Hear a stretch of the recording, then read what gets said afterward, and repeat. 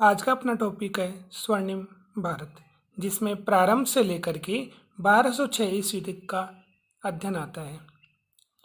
देखो, स्वर्णिम भारत, इसमें दो शब्द आप देख रहे हो, एक स्वर्णिम है, दूसरा भारत है। तो सबसे पहले हम स्वर्णिम का अर्थ देखते हैं कि आखिर स्वर्णिम से क्या तात्पर्य है। तो देखो, स्वर्णिम का मतलब दे रखा है कि प्रारंभिक जो भारत था उस भारत में इतिहास और संस्कृति का जो गौरवशाली समय रहा है, उसके कारण हम भारत देश को क्या बोलते हैं, स्वर्णिम बोलते हैं। कहने का मतलब अपना जो इतिहास रहा है बड़ा अच्छा रहा, अपनी संस्कृति बड़ी अच्छी रही है। उसके बाद में हमें थोड़ा सा ये भी पता होना चाहिए कि आखिर भारत नाम अपने देश का क्यों हुआ। तो भारत नाम क्यों हुआ, तो उसकी हम बात कर लें तो देखो, भारतवर्ष कि राजा भरत, अपने एक राजा हुए थे जिनका नाम था भरत। तो ये जो राजा भरत थे, इनके कारण अपने देश का क्या नाम पड़ा, भारत पड़ा, या इसे आप भारतवर्ष भी बोल सकते हैं। फिर एक नाम आता है विश्वगुरु, कि भारत को विश्वगुरु भी कहा जाता है। तो ऐसा क्यों? क्योंकि प्राचीन अपना जो विश्वविद्यालय था, जिसको हम बोलते हैं तक्षशिला विश्वविद्यालय, ठीक है। तो ये जो तक्षशिला विश्वविद्यालय था, इसमें देश विदेश से छात्र पढ़ने के लिए आते थे, और वहाँ पर उस समय 10,000 जो छात्र थे वो अध्ययन करते थे। 60 से अधिक विषय का उसमें अध्यापन करवाया जाता था। आचार्य चाणक्य का नाम आपने सुना होगा, वो तक्षशिला विश्वविद्यालय में ही पढ़े थे और वहीं पर उन्होंने आचार्य के रूप में कार्य किया। तो ज्ञान देना भारत का मुख्य कार्य रहा है प्राचीन समय में, इसलिए इसको क्या कहा गया, विश्व गुरु कहा गया। आगे हम बात करें तो भारत को सोने की चिड़िया भी कहा जाता है। कि आखिर भारत को सोने की चिड़िया क्यों कहा जाता है, तो देखो, पहले भारत की हम बात करें तो भारत में जो व्यापारिक दृष्टि से भारत बड़ा उन्नत था। तो व्यापार के कारण भारत वस्तुओं का निर्यात करता था, और निर्यात करने के कारण जो यूरोपीय देश थे वो भारत को क्या देते थे, सोना प्रदान करते थे। तो सोना अधिक होने के कारण भारत को सोने की चिड़िया कहा गया। उसके बाद में आगे हम बात करें तो देखो, द्वीपांतर, कि भारत को द्वीपांतर भी कहा जाता था। कि द्वीपांतर से क्या तात्पर्य है, कि समुद्र पार भारतीय प्रदेशों को क्या कहा जाता था, द्वीपांतर। तो ये हम डायग्राम के माध्यम से समझ लेते हैं, ये हम भारत मान लेते हैं कि ये भारत है। अब भारत के अलावा अन्य जो क्षेत्र थे जहाँ पर भारतीय लोग पहुँचे, और उन्होंने वहाँ पर पहुँचने के बाद में राजनीतिक रूप से वहाँ पर शासन की स्थापना की, तो उन क्षेत्रों को हम क्या कहते हैं, द्वीपांतर। जैसे जैसे ब्रह्मदेश, वर्तमान में जो म्यांमार है, वहाँ पर भारतीय लोग पहुँचे। श्याम, इसको हम बोलते हैं थाईलैंड, कि थाईलैंड वाला हिस्सा है, इसके पास में वियतनाम वाला हिस्सा था। फिर आगे इंडोनेशिया है, मलेशिया है, ऑस्ट्रेलिया है। तो आदि जो देश थे, इन देशों में, इन क्षेत्रों में भारतीय लोग पहुँचे, वहाँ पर उन्होंने अपनी संस्कृति का प्रचार प्रसार किया। तो इस कारण कि समुद्र जो क्षेत्र थे जिनमें भारतीय संस्कृति फली फूली, ठीक है, तो समुद्र पार भारतीय प्रदेशों को क्या कहा गया, द्वीपांतर कहा गया। अब हम हिस्ट्री वाला टॉपिक पढ़ रहे हैं, तो थोड़ा सा हमें ये पता होना चाहिए कि आखिर इतिहास किसे कहते हैं। तो इतिहास का वैसा तो कोई कॉमन परिभाषा नहीं है, लेकिन फिर भी अगर हम बात कर लें तो एक छोटी सी परिभाषा के रूप में हम इसको समझ सकते हैं कि आखिर इतिहास क्या है। तो अतीत में जो घटनाएं घटित हो गई, उनका हमें कैसा अध्ययन, क्रमबद्ध, कैसी घटनाएं जिन्होंने राजनीतिक जीवन को प्रभावित किया है।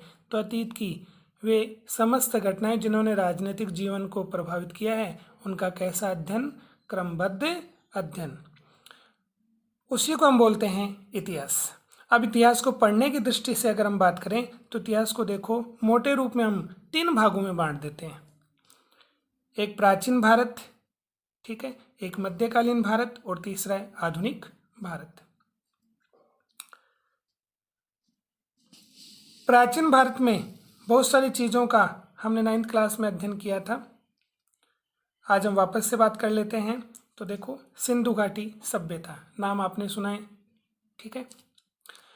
तो 2350 ईसा पूर्व से लेकर 1750 ईसा पूर्व तक का जो समय रहा है, वो सिंधु घाटी सभ्यता का समय माना गया है। किसमें सिंधु घाटी सभ्यता, सिंधु नदी के कारण इसका नाम सिंधु घाटी सभ्यता पड़ा है। तो 2350 ईसा पूर्व से लेकर 1750 ईसा पूर्व तक ये सभ्यता फली फूली और फिर आगे आते आते ये समाप्त हो गई, जिसके अनेक कारण थे। अब इसमें हम बात करें, इसमें देखो दो चीज़ें आई हैं, एक तो आता है ईसा पूर्व, एक आता है ईसवी।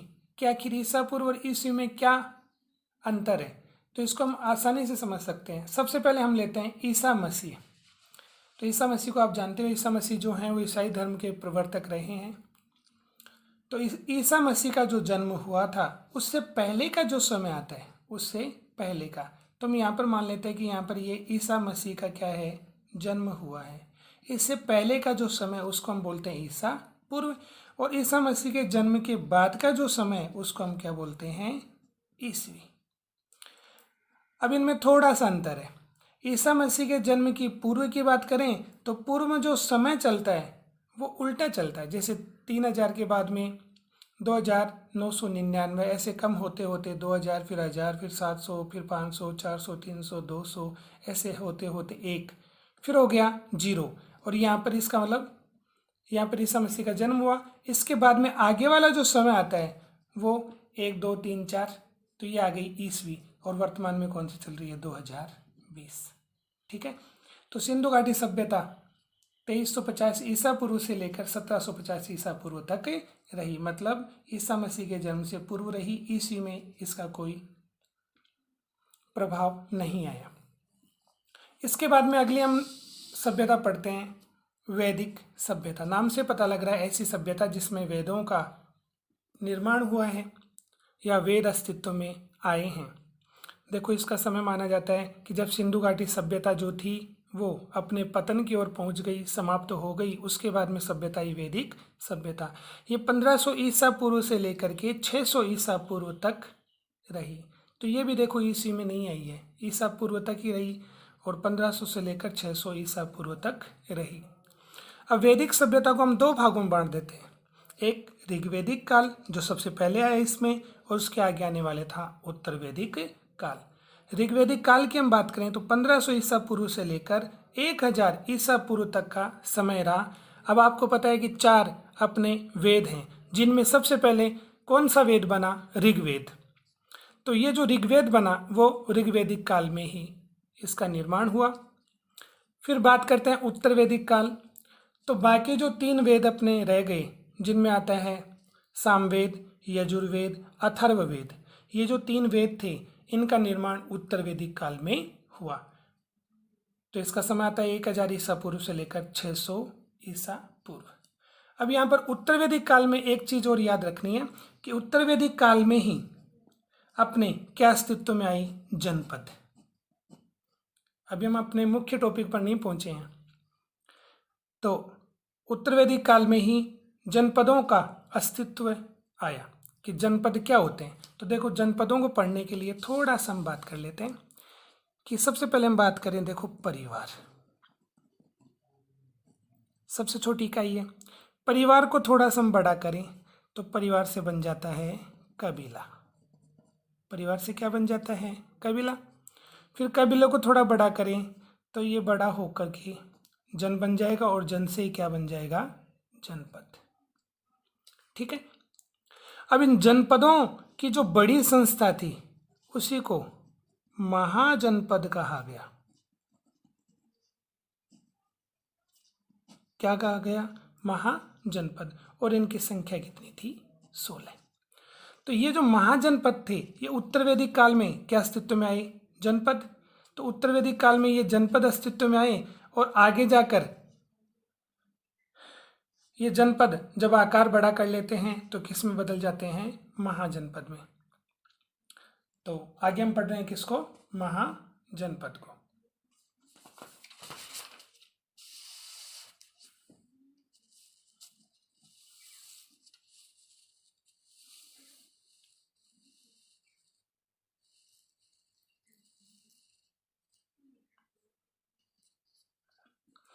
देखो, महाजनपद की बात करें तो 600 ईसा पूर्व की बात हो रही है कि 600 जो ईसा पूर्व है वहां से लेकर 325 ईसा पूर्व तक अस्तित्व किसका रहा, महाजनपद पदों का। स्रोत की बात करें, स्रोत से अभिप्राय है कि ये जो महाजनपद है इसका उल्लेख हमें कौन से ग्रंथ में मिलता है। तो देखो 2 ग्रंथ आपको पढ़ने को मिलते हैं, इसको आप अंगूतर निकाय भी बोल सकते हो या अगूतर निकाय भी बोल सकते हो, दोनों ही सही है। तो बौद्ध ग्रंथ है ये जो बौद्ध ग्रंथ है, बौद्ध धर्म से संबंधित ग्रंथ है अगूतर निकाय। इस अगूतर निकाय में हमें उल्लेख मिलता है महाजनपदों का। इसके साथ साथ में जैन ग्रंथ, जैन धर्म से संबंधित ग्रंथ है भगवती सूत्र, इसमें भी हमें महाजनपद का उल्लेख मिलता है। संख्या की हमने बात कर ली कि संख्या कितनी है, 16। अब देखो कुछ महाजनपद दे रखे हैं, उनकी राजधानियां दे रखी हैं। अब यहाँ पर छोटे क्वेश्चन बनते हैं, जैसे आपसे पूछ लिए कि महाजनपदों में काशी और कुरु की क्या राजधानी थी। तो थोड़ा सा आपको याद रखना है कि काशी की राजधानी वाराणसी थी, जहाँ से नरेंद्र मोदी ने चुनाव लड़ा था। और काशी वैसे भी फेमस है कि काशी में संस्कृत की पढ़ाई के लिए पहले पंडित लोग मुख्य रूप से अपना फोकस रखते थे, अपने बच्चों को वहीं पर पढ़ाते थे।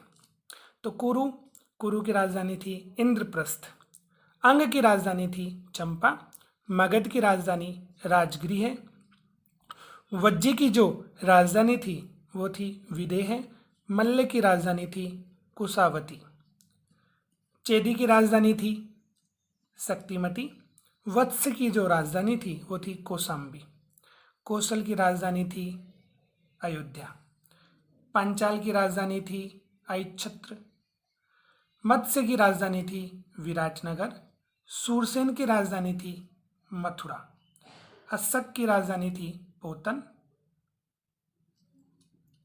तो अस्सक की जो राजधानी थी वो पोतन थी। और आगे हम बात करें अवंती, तो अवंती की जो राजधानी थी वो थी उज्जैनी। फिर गांधार की राजधानी थी तक्षशिला, कंबोज की राजधानी थी राजपुर। आगे हम बात करें ये जो महाजनपद थे 16 जो बड़े शक्तिशाली जो राज्य मान लो या क्षेत्र मान लो, ये जो महाजनपद थे इसके कितने प्रकार थे। तो इसके 2 प्रकार थे, एक राजतंत्र दूसरा गणतंत्र। तो देखो यहाँ भी राजा और यहाँ पर शासक की बात कर लें तो यहाँ पर गणतंत्र में क्या होगा, जो शासक होगा उसका चुनाव जनता के माध्यम से होगा, जबकि यहाँ पर क्या होगा, वंशानुगत होगा। तो ये महाजनपदों के क्या थे प्रकार। फिर अपने आगे जो अपना टॉपिक आता है वो आता है राजस्थान के प्रमुख जनपद। तो राजस्थान के प्रमुख जनपदों में हम पहले ही बात कर लेते हैं, सबसे पहले जांगल। तो जांगल जो है वो किसे कहते हैं। तो देखो राजस्थान के मैप की हम बात करें तो बीकानेर से सटा हुआ है जोधपुर और उसके आगे आता है नागौर। तो ये बीकानेर के आसपास का जो क्षेत्र है, ठीक है, उस प्रदेश को हम क्या बोलते हैं, जांगल। इसकी राजधानी पहले क्या बनाई गई थी, अहिच्छत्रपुर, और वर्तमान में इनकी राजधानी क्या है, नागौर। ठीक है, इसमें विशेष बात क्या है कि देखो बीकानेर के जो शासक हुआ करते थे वो स्वयं को क्या बोलते थे, जांगलधर बादशाह। ऐसा क्यों, तो जांगल तो प्रदेश हो गया बीकानेर के आसपास वाला क्षेत्र, और धर का मतलब होता है धारण करने वाले या धारण करने वाला। तो जांगल प्रदेश का स्वामी होने के कारण, तो जांगल प्रदेश का क्या होने के कारण, स्वामी होने के कारण ये जो बीकानेर के शासक थे अपने को जांगलधर क्या कहते थे, बादशाह कहते थे। इसके बाद में देखो इनका जो राज चिन्ह था, उस राज चिन्ह में, तो इनकी मुद्राओं में या इनके राजमुकुट में जो भी राज चिन्ह हुआ करते थे उनमें लिखा हुआ होता था जय जांगलधर बादशाह। तो ये हमने पढ़ा जांगल प्रदेश। फिर आगे हम पढ़ रहे हैं मत्स्य क्षेत्र। इसमें भी हम ये बात करते हैं कि आखिर इसमें कौन कौन सा क्षेत्र आता है। तो मत्स्य में देखो जयपुर अलवर के आसपास का जो क्षेत्र है वो इसमें आता है। राजधानी इसकी थी विराटनगर और वर्तमान में इसको क्या बोलते हैं, बैराट। इसके बाद में आगे हम राजस्थान में तीसरा जनपद पढ़ते हैं जिसका नाम आता है सूरसेन। सबसे पहले हम बात करते हैं क्षेत्र की, क्या आखिर सूरसेन कौन से क्षेत्र आता है। तो इसमें देखो धौलपुर, भरतपुर और उत्तर प्रदेश की राजस्थान के पूर्वी जो क्षेत्र हैं धौलपुर, भरतपुर और उससे सटा हुआ है उत्तर प्रदेश। तो ये जो क्षेत्र आता है वो किस में आता है, सूरसेन में। इसकी जो राजधानी थी वो कौन सी थी? मथुरा। विशेष बात इसमें क्या है? तो विशेष बात ये है कि राजस्थान का ऐसा कौन सा जनपद है जिसका संबंध भगवान श्री कृष्ण से है? तो वो कौन सा आता है? सूरसेन जनपद। तो श्री कृष्ण, वासुदेव के जो पुत्र थे श्री कृष्ण, उनका जो संबंध था वो कौन से राजस्थान के क्षेत्र से था? तो सूरसेन क्षेत्र से। आगे हम बात करें, देखो चौथा जो अपना प्रमुख राजस्थान का जनपद आता है उसका नाम है सीवी। इसका नामकरण की बात करें तो देखो सीवी जो नाम रहा इस क्षेत्र का, यहाँ पर सीवी जाति के लोग रहते थे जिसके कारण इस क्षेत्र को सीवी क्षेत्र कहा जाता था। इसकी प्राचीन जो राजधानी थी वो क्या थी? शिवपुर। तो सीवी क्षेत्र की जो प्राचीन राजधानी थी उसको क्या बोलते थे? शिवपुर। अब आगे आप देख रहे हो कि वर्तमान ये जो शिवपुर है उसका संबंध किससे है? सोरकोट। सोरकोट पंजाब में पड़ता है, पाकिस्तान के अधीन जो पंजाब है उसमें सोरकोट प्रदेश पड़ता है। तो वर्तमान में पंजाब के दो हिस्से हैं, थोड़ा भारत में है, थोड़ा पाकिस्तान में है। तो ये सोरकोट जो पाकिस्तान के अधिकार में है, इसका संबंध शिवपुर से माना जाता है। फिर यहाँ से जो सीवी जाति के जो लोग थे वो चल करके कहाँ पर पहुँच गए? अपने राजस्थान में। और राजस्थान में कौन से क्षेत्र में? नगरी। और ये नगरी वर्तमान में किस में पड़ती है? चित्तौड़गढ़ में। तो यहाँ पर आकर के बस गए। तो वर्तमान की जो इनकी राजधानी हो गई वो कौन सी हो गई? नगरी चित्तौड़गढ़। उसके बाद में दो छोटी छोटी बातें और हैं। सबसे पहले हम पढ़ते हैं संथागार, कि संथागार किसे कहते हैं? तो देखो जनपद आप जान गए कि जनता जहाँ पर रहती थी, ठीक है, जनता के रहने का स्थान क्या कहलाया? जनपद। तो ये जो जनपद थे उनकी सबसे बड़ी संस्था को क्या बोलते थे? संथागार। कि जहाँ पर लोग रहते थे उनकी जो संस्था थी, ठीक है, उसको संथागार कहते हैं। यह राज्य के लिए आधारभूत कानून बनाती थी। जैसे आपने नाम सुना होगा किसका? संसद का। तो संसद क्या बनाती है? कानून बनाती है एग्जाम्पल के रूप में। तो वैसे ही ये जो संथागार जो थी वो इन जनपदों के लिए क्या बनाती थी? कानून बनाती थी। तो जो काम पे संथागार करती थी वो वर्तमान में काम कौन कर रही है? संसद कर रही है। आगे बात करें अनुविरोध। अनुविरोध से अभिप्राय है कि संथागार के जो सदस्य थे वो किसी निर्धारित विषय पर अगर अपने विचार व्यक्त करते थे, बोलते थे, तो उसे क्या कहा जाता था? अनुविरोध। इसका भी एग्जाम्पल आप किससे ले सकते हो? संसद से। जैसे संसद के जो सदस्य हैं वो किसी विषय पर अपने विचार व्यक्त करते हैं तो उसे क्या कहा जाएगा? अनुविरोध। तो आज के लिए इतना ही, बाकी पढ़ेंगे हम अपने नेक्स्ट टॉपिक में।